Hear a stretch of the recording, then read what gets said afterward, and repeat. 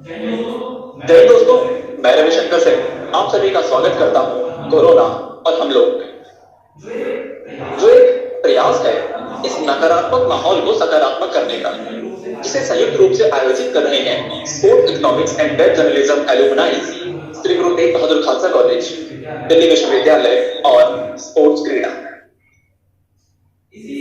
इस सिलसिले में हम पिछले करीब 1 महीने से ऊपर हो चुका है, हर रोज मिल रहे हैं और मिलकर दिन में कम से कम 1 घंटा बात करते हैं विविध विषय। इसी सिलसिले में आज का विषय है हिंदी सिनेमा के माध्यम से अमेरिका में एकता का संदेश, जिसमें हमारे वार्ताकार हैं डॉक्टर विजय कुमार मल्होत्रा।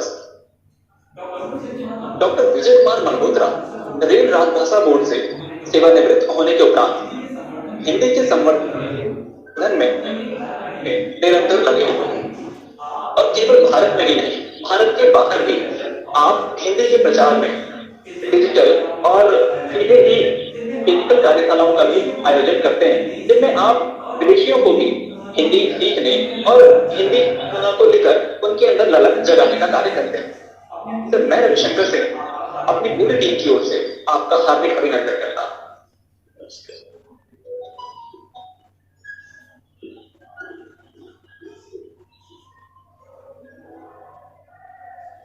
तो प्रारंभ करें। हाँ चलिए ठीक है, तो मैं एक थोड़ी सी तैयारी करूँ। जी सर। और दिखाई दे रहे हैं? हाँ हाँ। और इस बीच में आप मुंबई से संदीप जुड़ चुके हैं, सागर से आशीष जी जुड़ चुके हैं, आशीष विद्यार्थी भी हमारे जुड़ चुके हैं, तमाम हमारे विद्यार्थी जुड़ चुके हैं, भूतपूर्व वर्तमान स्वरांगी भी जुड़ चुकी हैं। और मैं कुछ दखल देके आशीष विद्यार्थी की यदि है तो सर नमस्ते। स्वरांगी साहब बात कर रही हैं। आशीष विद्यार्थी नहीं, आशीष हमारे विद्यार्थी। ओके जी जी जी आशीष मेरे विद्यार्थी। ऐसे आशीष विद्यार्थी मेरे सीनियर रहे थे हिंदू कॉलेज में। हाँ जी। और विभावरी गोरे जी का मैं स्वागत करती हूँ और मैंने सभी का जो मेरे वर्तमान भूतपूर्व जो भी विद्यार्थी गण हैं, जिनके भरोसे ये समूह मेरा पूरा चल रहा है लगभग 1.25 महीने से, मैं आप सभी का स्वागत करती हूँ। मल्होत्रा सर आप प्रारंभ करें। चलिए, विषय आपके सामने है हिंदी सिनेमा के हमसे विविधता में एकता का संदेश। इस पर थोड़ी सी मेरी प्रस्तुति फिल्म होगी, 1-2 पीपीटी के माध्यम से होगी ये प्रस्तुति। और चूंकि इसकी प्रस्तुति ज्यादातर ग्लोबल ऑडियंस के लिए तैयार की गई थी, खासतौर पे जर्मनी के विश्वविद्यालयों में जहां 100 साल से ज्यादा समय से संस्कृत एंडोलॉजी पढ़े गए, तो ये विषय अपने आप में इतना गहन है, तो उस विषय किया था, लेकिन मैंने इसमें थोड़ा सा बॉलीवुड का तड़का भी डाला, उन्होंने बड़ा आनंद लिया उसका। तो वो भी चीजें थोड़ी सी गंभीरता भी होगी और थोड़ी सी एक ऐतिहासिक परिदृश्य में आपके सामने खींचूंगा, क्योंकि ये शब्द इतना सहज नहीं है जैसे हमने कह दिया और समझ लिया, इसके बहुत सारे आयाम हैं। तो फिल्मों के माध्यम से भी और जो हमारी संस्कृति में जो विविधता में एकता का संदर्भ है उसको भी स्पष्ट करता जाऊंगा और बीच बीच में गीत भी आपको सुनाता जाऊंगा। थोड़ा सा पीछे देखिए, एक और नाम इसका है, इसको भी ध्यान रखें, सामासिक संस्कृति, जिसको हम कहते हैं कंपोजिट कल्चर। संविधान में कंपोजिट कल्चर का ही विशेष उल्लेख है, इस पर भी हम चर्चा करेंगे। मैं सिर्फ आपको शब्द बता रहा हूं कि इसके कितने विभिन्न पर्याय हैं। गंगा जी में तहजीब भी यही चीज है, इसको भी हम लोग समझ लें। और एक और शब्द आपने अक्सर सुना होगा, वसुधैव कुटुंबकम। और बड़ी विचित्र बात है कि हम क्यों एक शब्द का प्रयोग करते हैं। वास्तव में इसका मतलब यह है कि विश्व तभी एक परिवार बनेगा जब लोगों का चरित्र उदार चरिताना वसुधैव कुटुंबकम। ये दूसरी लाइन है, इसको नहीं दोहराते। चलिए हम सबसे पहले राज कपूर का सबसे प्रसिद्ध गाना मेरा जूता है जापानी सारी दुनिया में जिस तरह से गाया जाता है, मैं वो आपको उसका गाना सुनाता हूँ। तो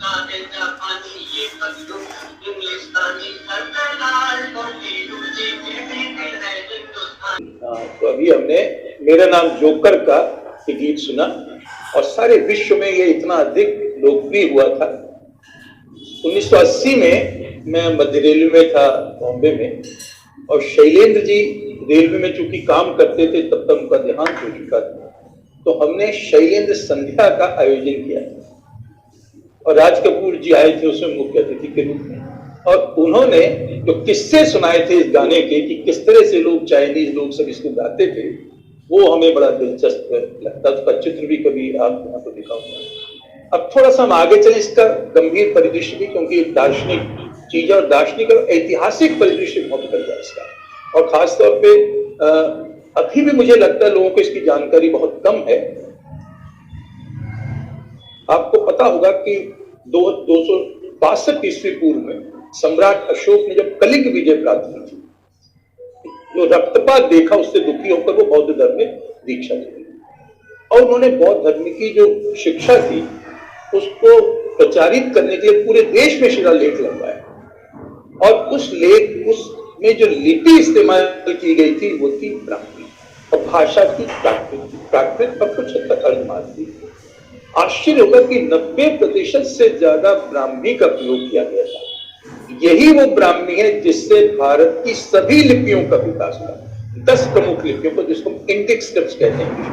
ये थोड़ा ध्यान रखें, क्योंकि इससे कितना बाद में क्या क्या हुआ, यूनिटी इन डाइवर्सिटी के बहुत से आयाम यहां से खुलेंगे उर्दू को छोड़कर, क्योंकि उर्दू इंडिक स्क्रिप्ट नहीं है, वो ब्राह्मी से नहीं निकली है। अब मैं आपको पूरा चित्र दिखा रहा हूं। इसमें ब्राह्मी के अक्षर हैं जैसे क है, और उनका कैसे विकास भारतीय भाषा में हुआ, और इतना ही नहीं, भारत से बाहर सिंगली और तिब्बती, थाई, बर्मी, खमेर सब भाषाओं में इसका विकास हुआ। ये एक बहुत बड़ा रिसर्च का विषय है, लेकिन मैंने आपको सिर्फ एक दिखाया, चित्र दिखाया इसका। और जो भारतीय भाषाओं ने लिपियों में जो अंतर नहीं समानता है, उस पर बहुत ध्यान रखने की आवश्यकता है। आपने देखा होगा थोड़ी सी तमिल की में थोड़ी सी भिन्नता को छोड़ दें तो ज्यादातर हमारे यहाँ जो अल्फाबेटिक ऑर्डर है, अकारादि क्रम है, बिल्कुल एक जैसा है। मैं विस्तार में नहीं जा रहा, आ इ उ का सब कुछ एक जैसा है। ये हमें, और ये जो इसको हम कहते हैं कि इसका अर्थ है कि केवल हिंदी में नहीं, भारतीय भाषा में नहीं, पूरे दक्षिण पूर्वी एशिया में, इसको हम लोग लिंग्विस्टिक्स में कहते हैं, ये पूरा का पूरा एक लिंग्विस्टिक जोन है, एक भाषिक क्षेत्र है। इस पर फिर कभी विस्तार से चर्चा। और यही कारण है कि आपने देखा होगा एक इंस्क्रिप्ट कीबोर्ड बना, किस लिए संभव हुआ कि इतने विभिन्न दिखने वाली भाषाओं का एक कॉमन कीबोर्ड, जिसको इंस्क्रिप्ट का मतलब होता है इंडियन स्क्रिप्ट, और वो उसमें विकसित हुआ। अब आप उसमें बंगला, हिंदी, जिस भाषाओं में भी काम कर सकते हैं। और 1983 में इसका लोकार्पण हुआ था विश्व हिंदी सम्मेलन। ये देखिए, मैं इसका चित्र दिखा रहा हूं आपके सामने। आज मैं इस पर चर्चा नहीं कर रहा, लेकिन हमारी विशेषताएं द्वित्व की है, युग्म की है।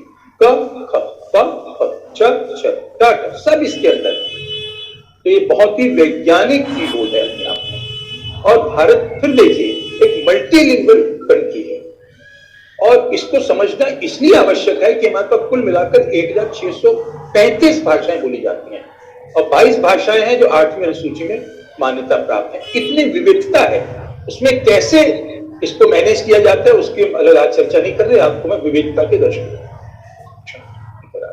अब फिर देखिए, जिस वसुधैव कुटुंबकम की हम बार बार बात कर रहे हैं, उसका प्रयोग सबसे पहले यूनिकोड में किया गया, और यही कारण है कि आप एक ही यूनिकोड से एक ही स्क्रीन पर चाहूं तो मैं जापानीज में लिख सकता हूं, चाइनीज में लिख सकता हूं, हिंदी में लिख सकता हूं, उर्दू जो दाएं से बाएं लिखी जाती उसमें भी लिख सकता हूं। इसलिए ये जो एक बहुत बड़ी क्रांति आई थी, वो विविधता में एकता की भावना आपको यूनिकोड में भी परिलक्षित होगी। मैं 1893 के उस भाषण का उल्लेख करना चाहूंगा स्वामी विवेकानंद जी का, जो शिकागो के धर्म संसद में दिया था। मैं यहाँ आपको उसका वाणी भी सुना रहा, मैंने तो उनकी ओरिजिनल आवाज भी ली, और उसको विदेशों में तो मैंने सुनाता था, और लोग उसको चमत्कृत होते थे कि किस तरह से उस समय ध्वनि से उसको स्वागत किया गया था। आप सबको पता है, पहली बार ये विशेषण जब उन्होंने कहा, sisters and brothers of America, तालियों की गूंज, 7000 लोग थे उस समय, और इतनी देर तक तालियां बजाते रहे। और ये एक शब्द सामान्य शब्द नहीं है, ये एक परिवार की भावना इससे परिलक्षित होती है। आपको पता है अंग्रेजी में सब लोग लेडीज एंड जेंटलमैन, लेकिन सिस्टर ब्रदर्स का पहला प्रयोग अमेरिका में 1893 में 1893 स्वामी विवेकानंद जी ने किया था। ये देखिए उस समय का वो चित्र है जो सब वहां पर धार्मिक सारे विश्व भर के जो लोग आए थे उनका चित्र है। एक तरह से सब दिखने रहा है मुख्य रूप से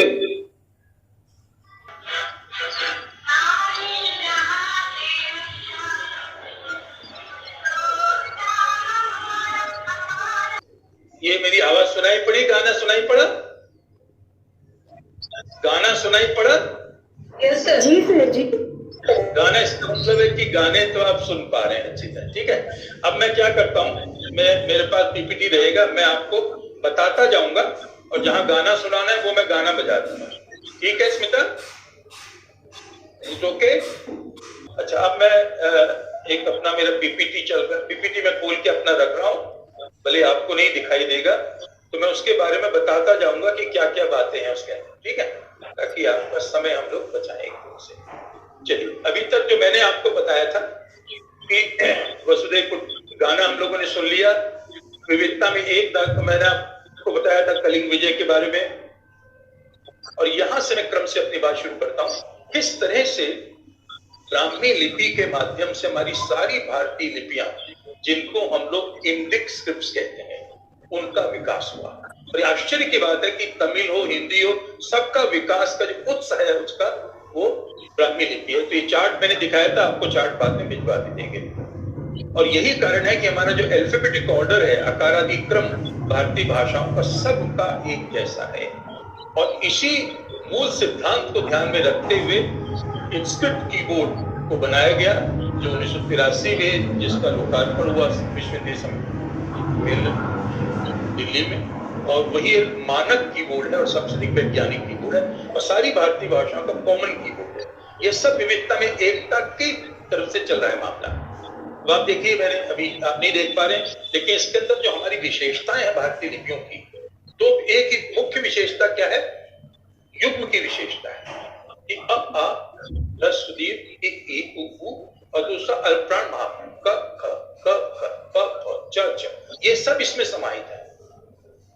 शिफ्ट का मतलब क का शिफ्ट है ख, क का शिफ्ट है थ, ये सब इसमें समाहित है। ये सब यूनिटी इन डाइवर्सिटी, यानी कहीं ना कहीं अनेकता में एकता इस कीबोर्ड में भी निहित है।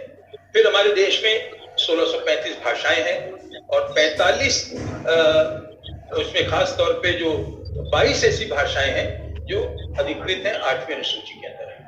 ये बात मैं इसलिए बताना आवश्यक समझता हूँ और बार बार बताना आवश्यक समझता हूँ। एक और क्रांति विश्व में हुई, उसको हम कहते हैं यूनिकोड। यूनिकोड के कारण आप सारे विश्व की भाषाओं को एक ही कीबोर्ड पर टाइप कर सकते हैं, चाहे वो कॉम्प्लेक्स स्क्रिप्ट हो, उर्दू जैसी भाषाएं हो या हिंदी जैसी भाषाएं हो या रोमन जैसी भाषाएं या क्रिलिक जैसी भाषाएं हो, सबको एक ही स्क्रीन पर टाइप करना, ये यूनिकोड की सबसे बड़ी क्रांति है। अब मैंने विवेकानंद जी के इस भाषण की चर्चा की थी, जो आप देख नहीं पाए, लेकिन मैं चित्र आपको निश्चित भेजूंगा, जिसमें उन्होंने पहली बार 1893 में sisters and brothers of America का संबोधन किया था और फिर सारे विश्व के एक परिवार की तरह उन्होंने संबोधित किया था। ये बहुत बड़ी अपने आप में ऐतिहासिक भाषण था। ये मैंने चित्र है जो आपको, यही चित्र पर शायद हमारी गाड़ी रुकी थी, ये चित्र मैं आपको विशेष रूप से भेजूंगा क्योंकि ये बहुत ही ऐतिहासिक और दुर्लभ चित्र है। यहाँ सर एक बार कोशिश कर सकते कलर में, उसमें आप शेयर करें। अभी आ गया सर, कितना सीखना होता है, बहुत बड़ी शाबाश। बस ये अब मैं अपना वाला प्रेजेंटेशन दिखा, अब देखो आ रहा है? हाँ बिल्कुल आ रहा है सर। शाबाश। ये प्रेजेंटेशन मेरे पास भी है, प्रेजेंटेशन मेरे पास भी है, लेकिन मैं चाहती थी कि आप ही की ओर से हो जाए, तो बार बार आपको ये व्याख्यान देना पड़ता है। तो अब तो कोई प्रॉब्लम नहीं सर, अब आ रहा है। नहीं, मुझे बड़ा अच्छा समझ में आ गई। अब ध्यान से देखो इसको। अब आपके सामने चित्र आ रहा है। ये चित्र कहाँ थे? 1893 में जो भाषण 7000 लोग इकट्ठे, उस जमाने में बहुत बड़ी संख्या थी, कोई इतने बड़े हॉल नहीं होते थे, और वहां पर सारे विश्व के धर्मों के प्रतिनिधि वहां पहुंचे थे। और स्वामी विवेकानंद ने जो अपना ऐतिहासिक भाषण दिया था, जिसमें sisters and brothers of America की बात कही थी, ये उस समय का चित्र है। मैं आज उसको अभी चला नहीं रहा क्योंकि ऑडियो के लिए फिर मुझे समय नष्ट होगा, लेकिन फिर कभी आपको इसका उनका भाषण भी सुनाऊंगा, उनकी अपनी आवाज में। विदेशों में तो उनको सुनने के लिए लोग उत्सुक होते थे, इसलिए मैंने इसकी व्यवस्था की। अच्छा, आगे चलिए। इसके बाद ये अगला जो है, ये उन्होंने जो मुख्य बात कही थी, सहिष्णुता की बात और यूनिवर्सल एक्सेप्टेंस की बात कही थी कि we accept all religions are true. उन्होंने स्वीकार किया था कि मैं सभी धर्मों को समान मानता हूं और सही मानता हूं। ये इतनी बड़ी बात थी कि ये एक तरफा बात नहीं थी कि हम सिर्फ हिंदू धर्म की बात कर रहे हैं, और यही अनेकता में एकता का संदेश है जो मैं समझता हूं कि स्वामी विवेकानंद जी ने सबके सामने रखा। एक ऋग्वेद का एक मंत्र है, इसको बहुत बहुत ज्यादा हमें आवश्यक है इसको समझना। आनो भद्र क्रतुको यन्तु विश्वः। हम खुले हाथ से ये कहते हैं कि चारों तरफ से जो भी विचार है हम उसका स्वागत करते हैं, खुले हाथों से स्वीकार करते हैं। कहीं से भी चारों दिशाओं से जो विचार आते हैं हम उसका स्वागत करते हैं। ये अपना स्वामी विवेकानंद जी ने अपने भाषण में कहा था, O lord the different path that, जितने भी तरीके हैं, जितनी पूजा पद्धतियां हैं, ये सब एक ही जगह लेकर हमको जाती हैं, तो हम उन सबका स्वागत करते हैं। तो ये बहुत बड़ी बात स्वामी विवेकानंद जी ने एक लोगों के सामने रखी थी। अब वहीं से बात शुरू होती थी, India is said to be country of unity diversity. वहीं से शुरू हुआ कि यूनिटी में डाइवर्सिटी है भारत में। मैं आपको दिखाऊंगा कितने तरह की यूनिवर्सिटी है, यानी कि ये डाइवर्सिटी और कितनी तरह की यूनिटी है, एक के बाद एक मैं आपको चित्रों से दिखाता जाऊंगा। वहां तो वो लोग हैरान थे कि इतनी विविधता वाला भी कोई देश हो सकता है। अब ध्यान से सोचे, मैं आपको फूड हैबिट्स, आपको पता है खाना पीना हमारा सब अलग है, हमारी ड्रेसेस अलग है, हमारे कल्चरल त्योहार अलग है, हमारी एथनिसिटी सबकी जाति का अलग है, हमारे रिलीजियस बिलीफ्स अलग हैं। उसके बावजूद दे आर निटेड टुगेदर, हम एक दूसरे में गुथे हुए हैं। और यही एक जो डाइवर्सिटी है दुनिया के लिए एक बहुत बड़ा वंडर है, उसके लिए हैरान है ये लोग। और देखिए आगे, इस और मजेदार फिल्मों से जुड़ गया आपका। जिस देश के अंदर 79.8% लोग हिंदू आबादी हो, वहां 3 हीरो हमारे मुस्लिम हैं, शाहरुख खान, आमिर खान, सलमान। ये तो दुनिया को समझ में भी नहीं आता ये क्या चक्कर है। ये चित्र भी देखिए इनके, 3 Khans of Bollywood in this cinema. अब ये अपने आप में इस पता लगता है कि सिनेमा कितना बड़ा वाहक है इस संदेश का। अब मैं आपको एक बहुत प्यारा गीत सुनाऊंगा, लेकिन उससे पहले इसकी पृष्ठभूमि मैं आपको बता दूं। ये वो गाना है बैजू बाबर का, 1952 में फिल्म बनी थी, मन तड़पत हरि दर्शन को आज। मैं समझता हूं ऐसा भक्ति का गीत आपने बहुत कम सुना होगा। इसको गाया था मोहम्मद रफी, संगीतबद्ध किया था नौशाद ने, और शकील बदायूं ने इसको लिखा था। अब आप बताइए, ये है कंपोजिट कल्चर ऑफ इंडिया, यानी भाषा की सामाजिक संस्कृति का परिचायक है। और ये गीत मैं थोड़ा सा आपको सुनाना चाहूंगा, क्योंकि ये मैं समझता हूं कि बहुत ही हृदय में उतर जाने वाला गीत, और दिखाने के लिए बार बार आवश्यक है कि हम लोग किस तरह के लोग हैं एक दूसरे के बीच। अब ये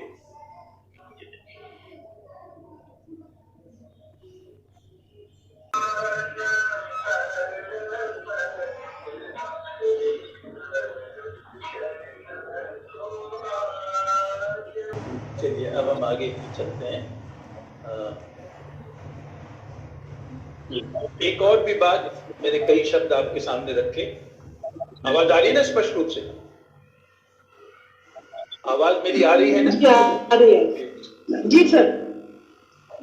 बस ठीक है, ठीक है। अब मैं कुछ और बातें, आपने देखा हो कि भारत में जितने शब्द मैंने आपको बताए, अनेकता में एकता, विविधता में एकता, सामाजिक संस्कृति, गंगा जुमनी संस्कृति, अब ये धर्मनिरपेक्षता भी उसी का ही परिचय है। हमारे संविधान में आर्टिकल 51 में इसका उल्लेख है। मैं विस्तार में नहीं जा रहा, संकेत करता चला जा रहा हूं कि ये सारे आयाम हैं विविधता में एकता के, इसको हमें समझना है।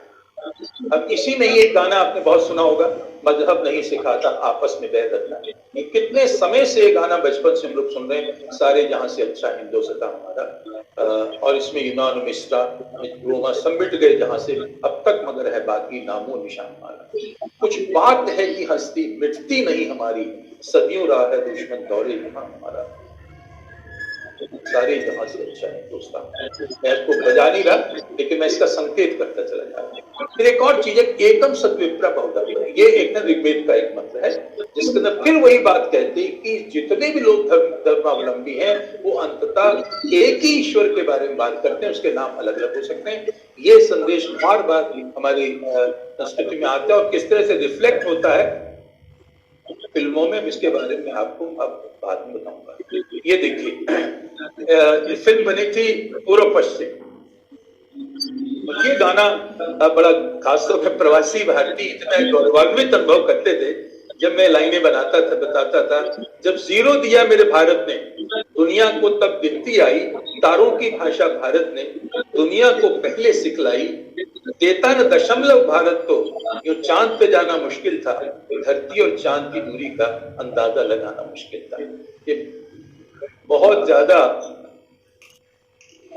विदेशों में जो नमस्ते लंदन में अक्षय कुमार भारत के बारे में बताते हैं, इसमें थोड़ा क्षमा करें, हिंदी के साथ अंग्रेजी भी है क्योंकि वो विदेशी जो लोग हैं उन्हीं के लिए, और अक्षय कुमार ही बोल रहे हैं इसलिए मैं उसमें काट नहीं सकता था।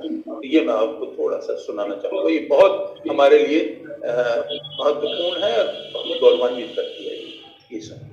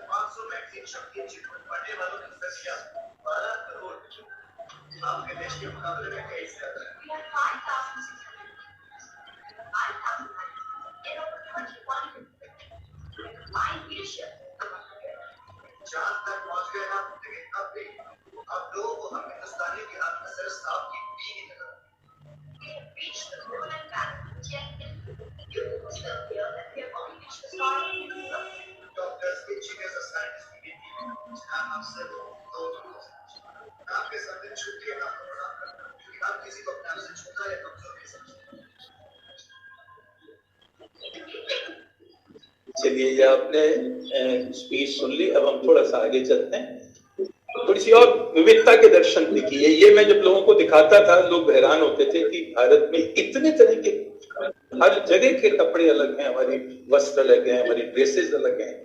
ये हमारी विविधता को दिखाता है और इससे में कोई फर्क नहीं पड़ता कि कौन कुर्ता पहनता है, कोई पैंट पहनता है, कुछ भी पहनता है। अब आप देखिए और आगे चलिए, खाने पीने में देखिए। अब पहले इंडियन सोसाइटी में हमारी क्या है, मल्टी रिलीजियस सोसाइटी है, बहुभाषी है, बहुधार्मिक है, बहुसांस्कृतिक है, बहुजातीय है, सब कुछ बहुलता है हमारे देश में। यही एक उसकी डाइवर्सिटी की विशेषता है। अब चलिए खाने पीने की बात करें तो आप देखेंगे कि कितने तरह के खाने, अब जहां चले जाए, दक्षिण का, उत्तर का, पूरब का, पश्चिम का, सब खाना अलग अलग। ये किसी को समझ में नहीं आता, वहां तो सब लोग एक ही तरह का भोजन करते हैं, इसलिए ये बात उनको बहुत बड़ी लगती है। ये क्विजीन मैंने दिखाए हैं, जो सारे भारत के क्विजीन अलग होते हैं, कोई पत्ते में खा रहा है, कोई उसमें खा रहा है, लेकिन सब चल रहा है। एक और मैं नई बात आज संयोग से, शिखा जी यहाँ मौजूद है थाईलैंड से।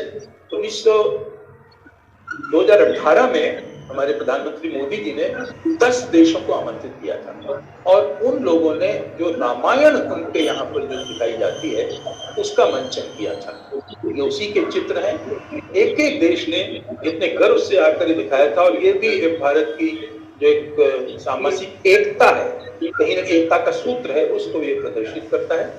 ये देखिए, ये भी चित्र देखिए, सब उसी समय के हैं। और थोड़ा सा आगे चले। ये आपने पिछले हर बार हम चर्चा करते हैं, लेकिन हर बार करें एक चर्चा। चक दे इंडिया 2007 में फिल्म बनी थी, जिसमें शाहरुख खान से जब वो परिचय सब खिलाड़ी अपना देते हैं, कोई कहते हैं महाराष्ट्र से, कोई गुजरात से, तो कहते हैं, हैरान होता है कि कोई ये कहने के लिए तैयार नहीं कि हम फ्रॉम इंडिया में, भारत से। ये भी एक बहुत बड़ा संदेश है जो सिनेमा से हमको मिलता है कि हमें भारतीय एकता के लिए अपना काम। और थोड़ा देखिए, ये फिल्मों में कंपोजिट कल्चर, चाहे वो कितनी भी फिल्में बनी, खासतौर पर अमर अकबर एंथोनी का तो सबको पता है, गदर बनी है, इधर से उसकी सलमान खान की जो फिल्म थी, तो सब में कंपोजिट कल्चर को ही रिफ्लेक्ट किया जाता है अंततः हमारी फिल्मों में। ये हम लोगों का थीम है। कुछ और फिल्मों के दर्शन, जैसे ये हमारे 1977 में फिल्म बनी थी एक रंग दे बसंती, हमने पिछली बार भी काफी चर्चा की थी इसकी। और इसके बाद एक बॉम्बे फिल्म बनी थी जो दंगे हुए थे बॉम्बे में, उस पर आधारित, तो बहुत ही नमस्ते लंदन हमने देख लिया है। चलिए, इसके साथ ही नमस्ते, और फिर हम लोग चर्चा आरंभ करेंगे। तो मैं स्टॉप शेयरिंग पे दबा रहा हूं, ठीक है?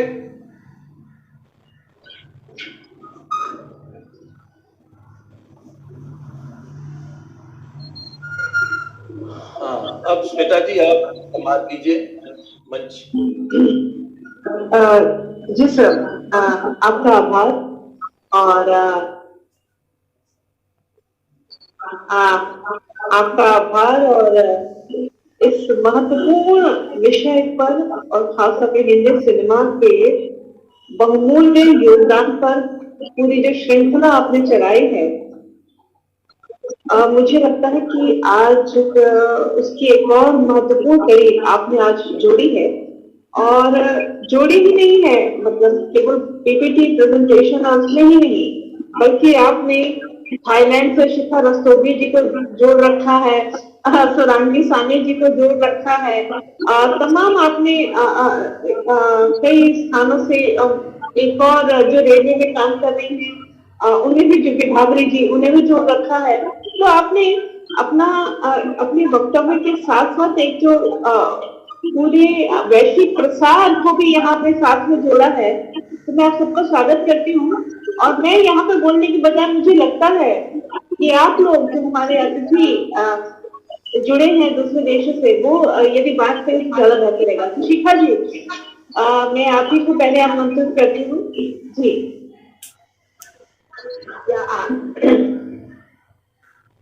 आवाज आ रही है मेरी? जी जी जी, बकायदा जी। आज सबसे पहले तो मैं विजय जी का हार्दिक स्वागत करती हूँ, हार्दिक अभिनंदन करती हूँ, उनको धन्यवाद देती हूँ कि उन्होंने इतने सुंदर संगोष्ठी के अंदर मुझे आमंत्रित किया और मुझे अब मैं ये बोलने का अवसर भी दिया। मैं थाईलैंड में हूँ, 20 वर्षों से यहाँ रह रही हूँ। जैसा कि विजय जी ने एक थाईलैंड की छोटी सी झलक दिखाई रामायण की, रामायण वास्तव में थाईलैंड के अंदर बहुत प्रचलित है। थाईलैंड की रामायण भी हमारी रामायण जैसी है। और आज की चर्चा जो विजय जी जो इस अभियान में जुड़े हैं, हिंदी सिनेमा के माध्यम से हिंदी का अध्यापन, वो बहुत सुंदर है। उसके लिए हम कोई शब्द नहीं है कि वो बच्चे यहाँ, मैं थाईलैंड के अंदर भी विजय जी के ही इम्प्लीमेंट कर रही हूँ। आज मैंने थाईलैंड के मैं बच्चों को पढ़ाती हूँ स्वामी विवेकानंद कल्चर सेंटर में। थाई बच्चे मेरे से पढ़ते हैं और मैंने भी विजय जी की तरह, जैसे कि विजय जी ने श्रीलंका के अंदर सिनेमा के माध्यम से हिंदी सिखाने का प्रयास किया, मैं भी छोटा सा प्रयास यहाँ पर सिनेमा के माध्यम से हिंदी सिखाने में कर रही हूँ। और आज मेरा जो गीत था वो था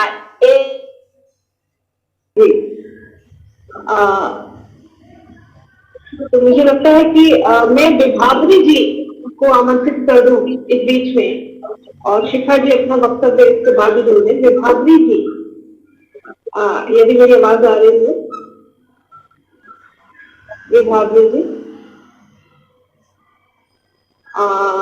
नमस्कार मैम। नमस्कार मैम, मैं सुन रही हूँ आपको।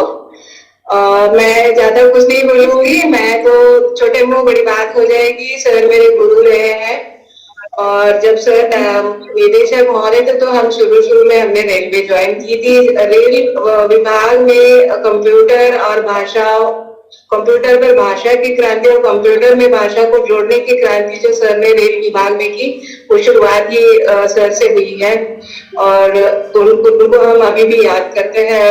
और मैं इसलिए उनसे जुड़ी हूँ कि जब भी मुझे मौका मिलता है उनका व्याख्यान सुनने में मुझे बहुत आनंद होता है।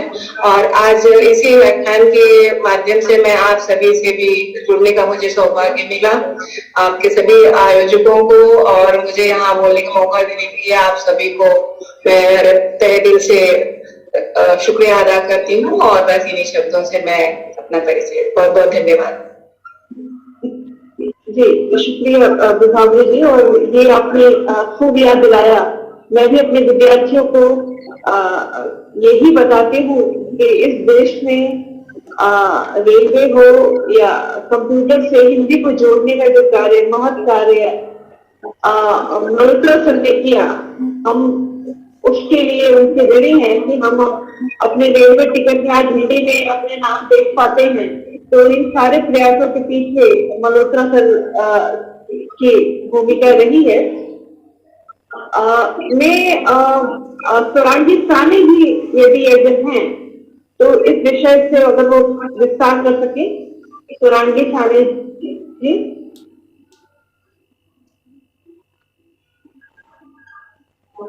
स्वरांगी सानी जी मुझे दिख नहीं। तो मैं इसी बात को आगे लेती हूँ कि सर आपने जो आज अनेकता में एकता का जो एक संकल्पना है, कंसेप्ट है, उस अनेकता में एकता के कंसेप्ट को लेकर के आपने आज जिस बात को लिया है, इस अनेकता में एकता, विविधता में एकता, और हमारा जो सिनेमा है वह इसका जीता जागता एक प्रमाण है कि उसमें हमारे जो औपचारिक, हमारे जो टूल्स हैं हिंदी के विकास में या संस्कृति के विकास में, उन औपचारिक टूल्स से कहीं ज्यादा प्रभावी हिंदी सिनेमा रहा है। और आपने तमाम इसमें जो इसमें हमारे सामने जो उदाहरण रखे, खास तौर पे उसके जो उसमें जो हमारी भाषा और लिपि खास तौर पर उसके महत्व को स्थापित किया, वो बड़ा अद्भुत मुझे लगा। किस तरह से आपने ब्राह्मी लिपि के से ही सारी भारतीय भाषाओं का उदाहरण से भारतीय भाषाओं को उदाहरण देकर यूनिकोड की क्रांतिकारी आगमन तक की इस यात्रा को आपने कैसे रेखांकित किया कि इनके द्वारा ही हिंदी सिनेमा या मीडिया ये सारे कार्य करने में सक्षम हो पाता है। निश्चित रूप से आपने जिन फिल्मों का जिक्र आपने किया शुरुआत से ही, चाहे वो बेजू बाबरा की बात हो और अमर अकबर एंथनी की बात हो, ट्रायोलॉजी ऑफ फ्रांस की बात हो, नमस्ते लंदन की बात हो, पूर्व पश्चिम की बात हो, तमाम जगहों पर आपने इन सारे फिल्म के उन महत्वपूर्ण उदाहरणों को लिया। तो ये एक बड़ी महत्वपूर्ण बात है कि हमारा जो हिंदी सिनेमा है, हम हमेशा एक बात कहते हैं, आपने एक बड़ा सार्थक सृजनात्मक इसमें उदाहरण दिया, लेकिन समटाइम्स हम ये कभी ये भी देखते हैं कि ये बहुत ही जैसे होता है कि टाइप्ड किस्म का जो एक विविधता में एकता जो दिखाना है। हालांकि 1957 में जो पंछी एक डाल थे, तो हम पंछी एक डाल थे, उसमें बहुत महत्वपूर्ण फिल्म रही किशोर कुमार की। बहुत अच्छा। जी, अलग अलग प्रदेश, अलग अलग उसके धर्म और सबको जोड़ने की जो बात की थी। और मैं पहले भी बता चुकी कि 1957 हमारे हिंदी सिनेमा का स्वर्णिम काल है, जिसमें इतनी सारी जो फिल्में आई जिन सबने हमारे जो इस सांस्कृतिक बहुलता है उसको रूपायित करने की कोशिश की है, हमारी संस्कृति में एकता, सामाजिक एकता लाने की कोशिश की हो, चाहे वो मदर इंडिया हो, चाहे वो नया दौर हो, चाहे वो 2 आदमी 12 हाथ हो, चाहे वो हम पंछी एक डाल के हो, ये तमाम पूरी जो फिल्में हैं इन्होंने उस समय से प्रभावित होकर एक खास तरह का मैसेज दिया।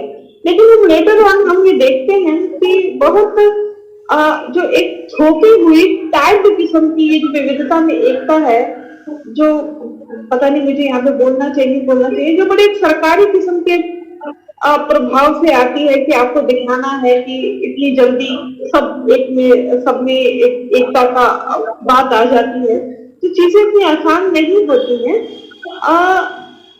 लेकिन इसके पीछे रीजन यह भी है कि हमारा जो सिनेमा है उसमें स्टोरीज और जो कैरेक्टर्स हैं वो बड़े बहुत यथार्थ से जुड़े हुए नहीं रहे, क्रिएट किए गए।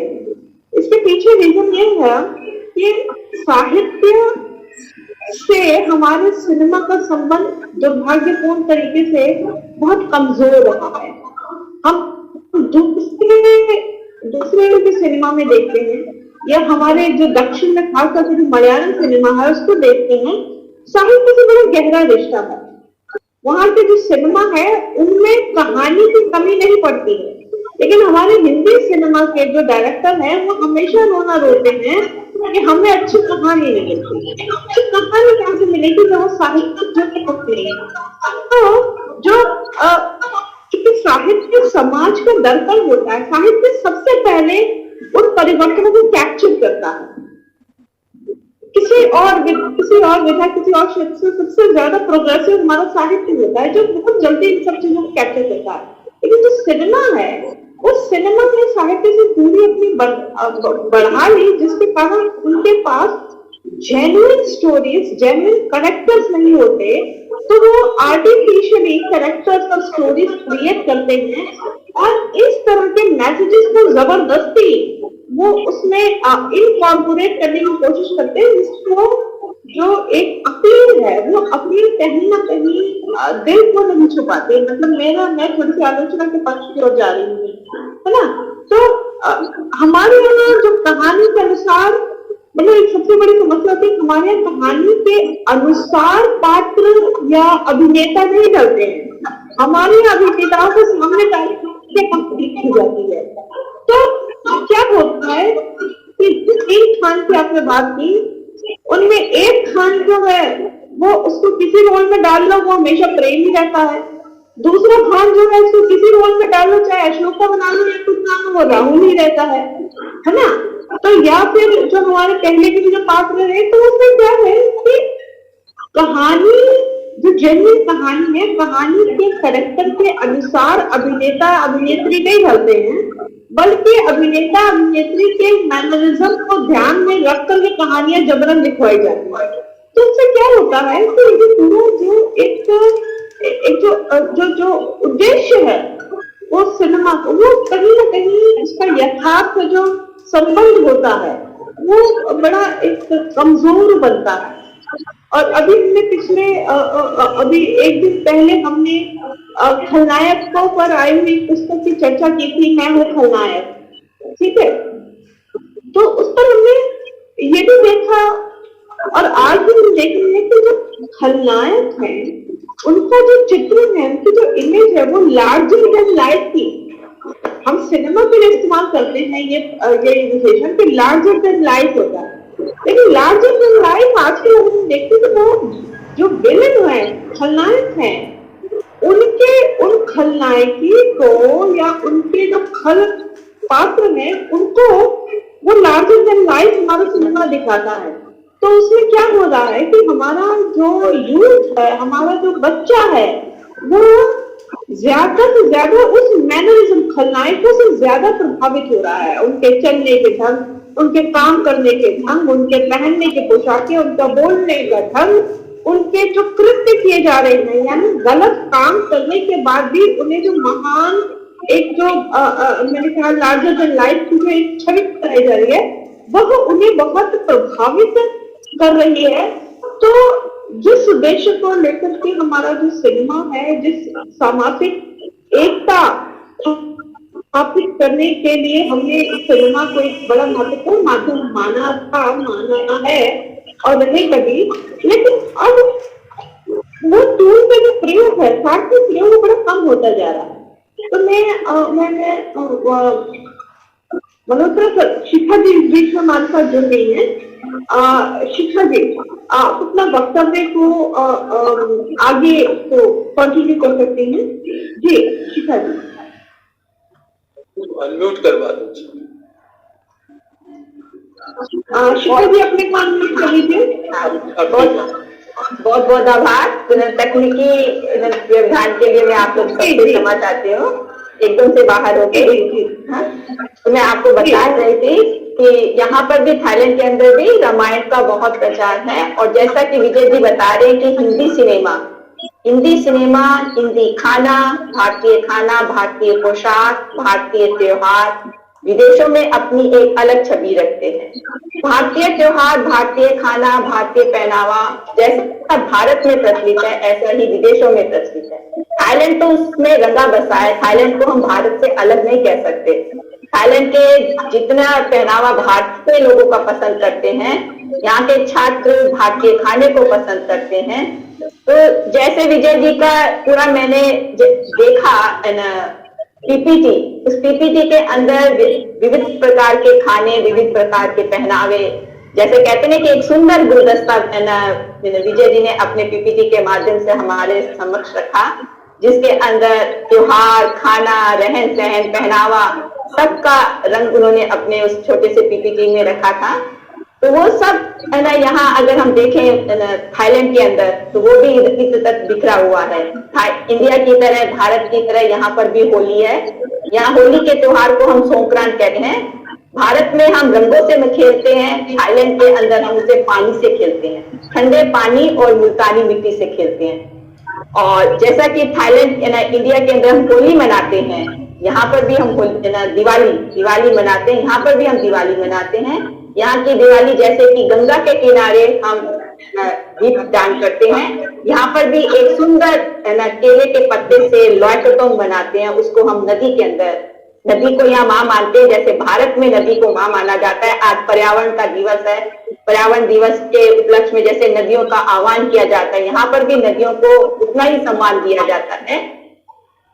दूसरा, यहाँ पर भी थाईलैंड में बुद्धा की तो भूमि है, बुद्ध का, और यहाँ से लोग गया जी जाते हैं। गया जाकर के यहाँ बहुत सारे जो मंदिर हैं वो अब भारत के गया जी जैसे बनाए जा रहे हैं। जैसे भारत में गया का मंदिर है, ऐसे ही थाईलैंड के अंदर गया मंदिर की तरह इन्होंने बहुत सारे मंदिर बनाए हैं। तो थाईलैंड की जो भाषा है वो पाली से ली गई है। तो पाली हमारी हिंदी से है, तो बहुत सारे जो शब्द हैं थाई भाषा के अंदर वो हमारी हिंदी से मिलते जुलते हैं। जैसे शांति है, तो यहाँ हम शांति कहते हैं, ये शांति कहते हैं। हम श्याम कहते हैं, ये श्याम कहते हैं। हम नगर कहते हैं, नगोर कहते हैं। हम प्रथम बोलते हैं, ये प्रथम बोलते हैं। ऐसे बहुत सारे शब्द हैं जो यहाँ पर थाई भाषा में दिए गए हैं हिंदी से। तो कहने का है कि यहाँ थाईलैंड में रहते हुए हमें ऐसा कभी नहीं लगता कि हम भारत से दूर हैं। और विजय जी के जब मैं संपर्क में आई हूँ, और विजय जी जिस तरीके से हिंदी सिनेमा की बात करते हैं, तो हिंदी सिनेमा किसी भी व्यक्ति को हिंदी सिखाने के लिए बहुत सरल साधन है। जैसा कि अभी आप बता रहे थे कि तरह तरह के टूल्स हम यूज करते हैं। उस टूल्स के अंदर हम एक चित्र यूज करते हैं, पिक्चर यूज करते हैं, डायलॉग यूज करते हैं, संवाद यूज करते हैं, सिनेमा यूज करते हैं। तो ये सब चीजें मिला जुला करके अगर हम दूसरी भाषा के लोगों को पढ़ाते हैं, मेरे बच्चे केवल थाई नहीं है, स्टूडेंट अलग अलग सिटीजन्स के हैं। कोई पुर्तगाल से है, कोई लंदन से है, कोई अमेरिका से है, कोई वियतनाम से, अलग अलग कम्युनिटी के लोग हैं। और वो जब हिंदी सीखते हैं तो हमको बहुत अच्छा लगता है। और उसके अंदर एक सरल साधन मेरे विजय जी का है, जो विजय जी के तरीके से मैं वो अडॉप्ट कर रही हूँ, धीरे धीरे उनको उसमें सिखाने का प्रयास कर रही हूँ। तो इस तरह से मैं अपनी बात को, आप लोगों ने मुझे बोलने का अवसर दिया, तो मैं आप सबका तहे दिल से धन्यवाद देती हूँ और मैं अपनी बात एक प्रश्न ये रहेगा कि जो हिंदी फिल्में हैं, हिंदी सिनेमा है, थाईलैंड में वो में उसका कोई प्रभाव कोई सुना जाता? हाँ जी, फिल्में देखी जाती है, सुनी जाती है, फिल्मी गाने जो है वो सुने जाते हैं बहुत। यहाँ पर लोग हिंदी क्यों सीखते हैं? हमारे यहाँ हम कहते हैं कि हमारे बच्चे हिंदी नहीं सीख रहे क्योंकि हमें ना आगे व्यवसाय नहीं मिलेगा, हमें रोजगार नहीं मिलेगा। लेकिन मेरे से जो बच्चे सीखते हैं उन्हें रोजगार मिलता है हिंदी से, क्योंकि यहाँ पर जो टीवी चैनल हैं, टीवी चैनल के अंदर जो हमारे सीरियल हैं उनका वो थाई के अंदर अनुवाद करते हैं, उसको हिंदी में डबिंग करते हैं, वो मुझसे सीखते हैं और हिंदी में डबिंग करते हैं। हमारे जो भजन है वो ये लोग भजन को डब करते हैं। हमारी जो पिक्चर्स है यहाँ पे अशोका सीरियल, चंद्रगुप्त सीरियल, नागिन सीरियल इतना पॉपुलर है कि वो लोग बच्चे लोग उसका अनुवाद करते हैं। और हमारी जो 3 इडियट मूवी, लगान मूवी और अभी जो 1-2 मूवी और आई है वो इतनी पॉपुलर है कि बच्चे लोग जो नीचे हेड टाइटल आता है ना वो कहते हैं मैडम इसको अनुवाद कर दीजिए हिंदी में। कई बच्चों ने तो 3 इडियट के बाद ही है ना हिंदी सीखना शुरू किया, क्योंकि उसके जो डायलॉग थे उनको समझ नहीं आ रहे थे और सब लोग हंस रहे थे। स्वामी विवेकानंद के अंदर हम क्या करते हैं, एक है ना मूवी दिखाते हैं हिंदी, कोई भी पिक्चर हम लगाते हैं वो दिखाई जाती है, तो बच्चे जब उससे पूछते हैं कि क्या है तो वो पूरा उसका टाइटल करते हैं। और यही जैसे एम्बेसी में बैंकॉक कई सारे मैगजीन्स निकलते हैं, कई सारे पेपर्स निकलते हैं, तो उसके लिए भी बच्चे लोग क्या करते हैं, अनुवाद का काम करते हैं। तो यहाँ पर अभी क्या है, क्योंकि टूरिस्ट बहुत आते हैं तो ज्यादातर भारत का टूरिस्ट थाईलैंड के अंदर बहुत आता है, तो यहाँ जितने मंदिर हैं बौद्ध धर्म के, तो वहां पर एक कॉन्स्टिट्यूशन होता है। तो पहले क्या था, केवल थाई में होता था, अभी क्या है इंग्लिश में भी होता है और इंग्लिश के साथ तीसरी जो लिपि ली है वो देवनागरी लिपि ली है।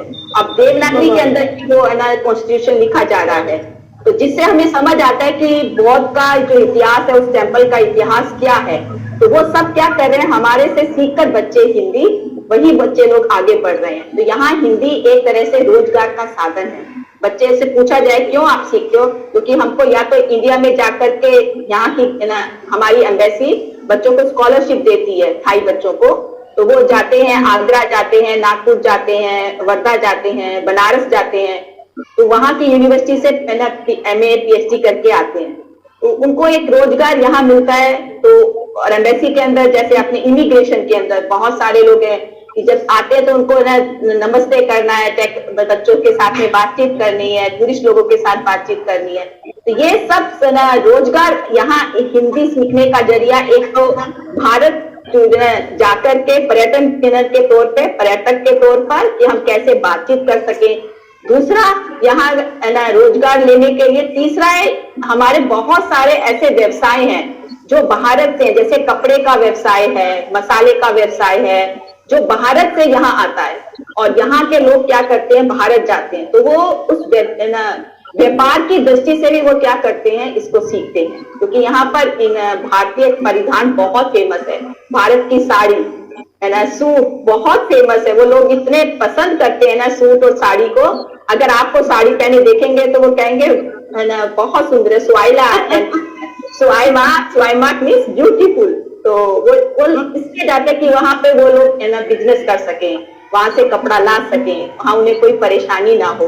तो व्यापार की दृष्टि से भी हिंदी शिक्षा यहाँ पर बहुत अच्छी है। एक है कई सारी यूनिवर्सिटी विश्वविद्यालयों में पढ़ाई जाती है, तो मैं समय समय पे वहाँ विश्वविद्यालयों में जाती हूँ और हिंदी यहाँ पे इंडिया स्टडी सेंटर है, उसके अंदर एक कोर्स चलता है जिसके अंदर देवनागरी लिपि का रहता है, तो उसके अंदर मैं हिंदी सिखाती हूँ, बच्चे सीखते हैं और उसी के अंदर वो कल्चर भी सीखते हैं कि हम भारत जाएंगे तो हम कैसे करेंगे, कैसे बोलेंगे, कैसे हम टैक्सी वाले से बात करेंगे, होटल वाले से बात करेंगे, ये सब है ना यहाँ पर हिंदी के माध्यम से सीखा जाता है। आज शायद समय हो रहा था, मैंने बहुत ज्यादा समय ले लिया, मैं जी शुक्रिया और बड़ी अच्छी जानकारी दी।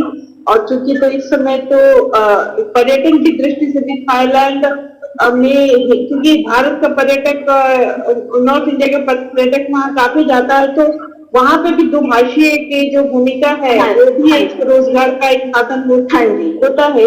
हाँ, तो ये बहुत अच्छी जानकारी आपने हमें हमारे विद्यार्थियों को दी। और मुझे लगता है कि सिनेमा, क्योंकि हमारा सिनेमा में आजकल लोकेशन भी जो है वो थाईलैंड की बहुत सारी थाईलैंड की लोकेशन होती पे हमारा हिंदी सिनेमा बना है। हाँ जी, बहुत सी पिक्चरों की शूटिंग होती है। जी, सही कह रहे हैं आप। हाँ। तो हाँ, पिक्चरों की शूटिंग होती है, कई एडवर्टीजमेंट्स हैं। मेरे भी भाई ने जो कैडबरी का एडवर्टीजमेंट किया था वो थाईलैंड में ही जाके शूट हुए थे। तो इस तरह से थाईलैंड का जो लोकेल है वो बड़ा महत्वपूर्ण हो गया है हमारे हिंदी सिनेमा के लिए। तो जाहिर सी बात है, जब वो जाते हैं तो थाई संस्कृति को भी भारतीय संस्कृति के साथ उसको जोड़ते हैं। मल्होत्रा सर, मैं इस पर आपकी पूरी समाहार करती हुई टिप्पणी की अपेक्षा रखेंगे। जी सर। बहुत से बातें उठी हैं। मैं पहले शिखा से के प्रश्न बात करूं, फिर तुमने जो प्रश्न उठाए थे उस पर चर्चा करें, थोड़ी बहुत अपने समापन टिप्पणी में कुछ बातें डाल दूंगा। एक बात जो मुझे बहुत अच्छा लगा, शिखा ने जिस व्यवसाय रोजगार परक उसकी बात की है, क्योंकि वही अंततः मोटिवेशन फोर्स है हिंदी सीखने की।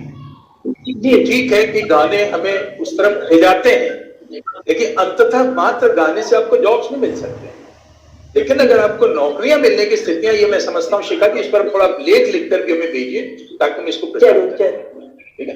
दूसरी बात जो मैं आप ही से संदर्भित कहना इसलिए चाहूंगा, मैं अभी पिछले दिनों गया था उज्बेकिस्तान में और बहुत काफी रहा वहां, और वहां सिल्क रूट जो है, रेशम, हर जगह गया। मेरे दिमाग में पूरी तरह से मैं आश्वस्त हो गया इस बात को लेकर, ये जो बेहतर भारत है, जो कहीं ना कहीं कंपोजिट कल्चर की दृष्टि से बेहतर भारत है, इसका दायरा बहुत बड़ा है। और ध्यान से देखें तो अशोक कहां तक पहुंच गए थे, अशोक तो अफगानिस्तान तक, वहां तक मतलब पहुंचे थे। और बाबर आए, बाबर के बारे में भी बहुत बातें वही सुनते थे।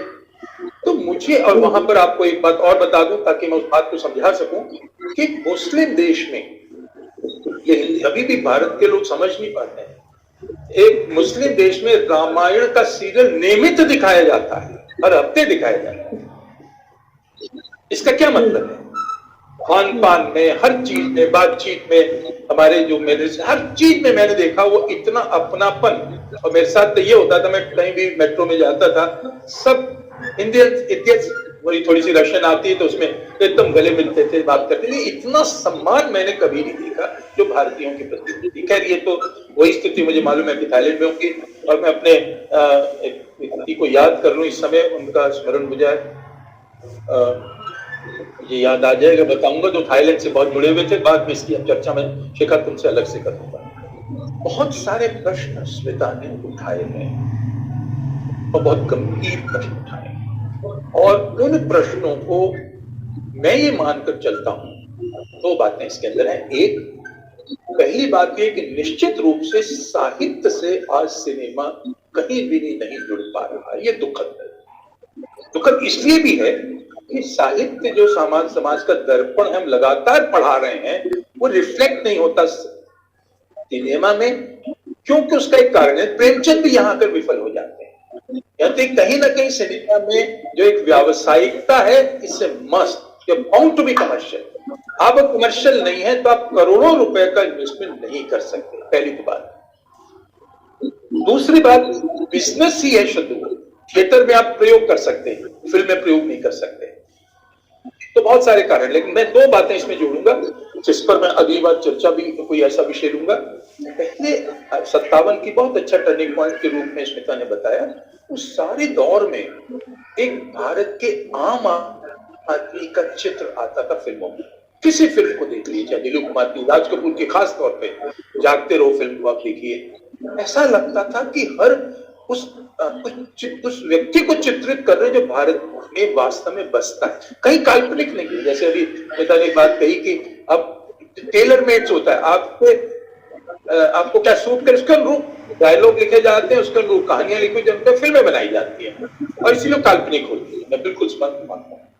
लेकिन एक जमाना था जब, और वो फिल्में खूब चलती थी। अब श्री 420 जैसी फिल्में आप ध्यान से देखिए, हर लिहाज से उसका जो मैसेज था। आज में वो गाना, जैसे मैंने अभी आपको बताया, अनाड़ी फिल्म देखिए, तो मैसेज था, सब कुछ सीखा हमने, न सीखी होशियारी सबको दुनिया वाले हमें। मेरे तो मोबाइल में जो कॉलर ट्यून है अभी तक यही है।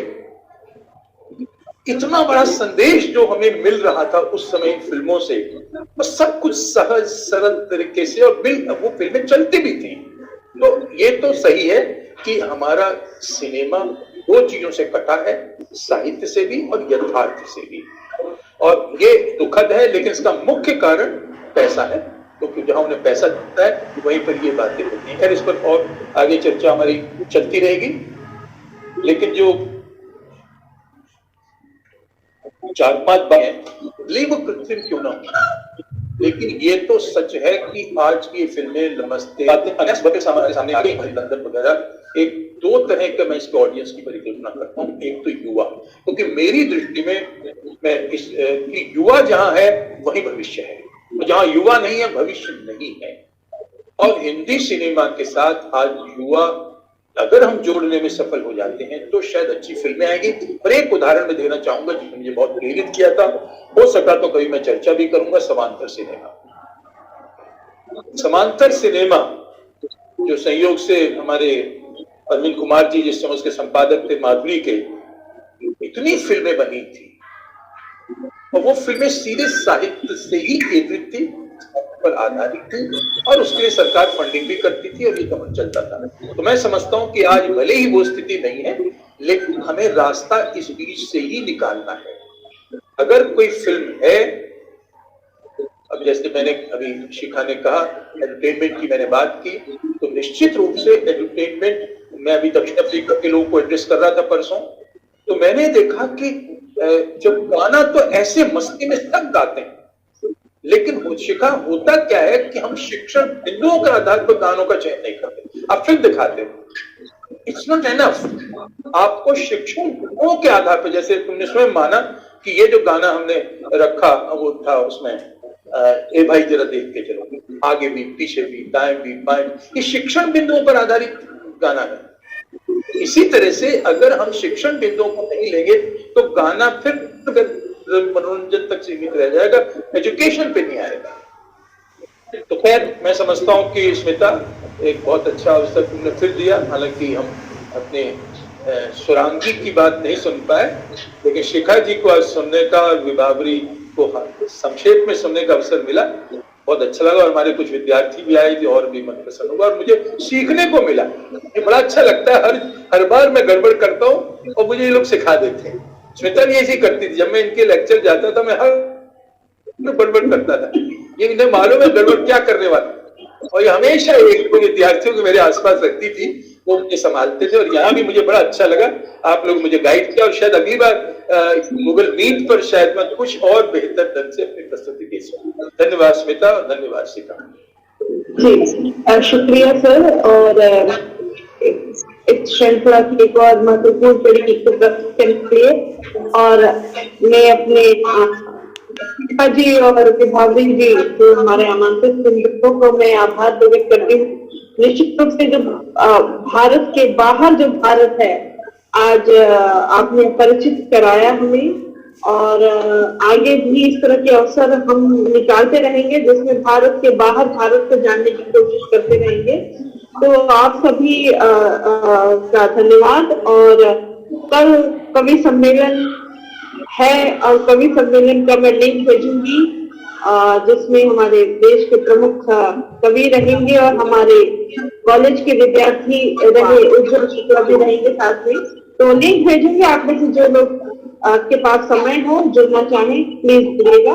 शुक्रिया, धन्यवाद। शुक्रिया, धन्यवाद। चलिए, शुभ रात्रि। शुभ रात्रि।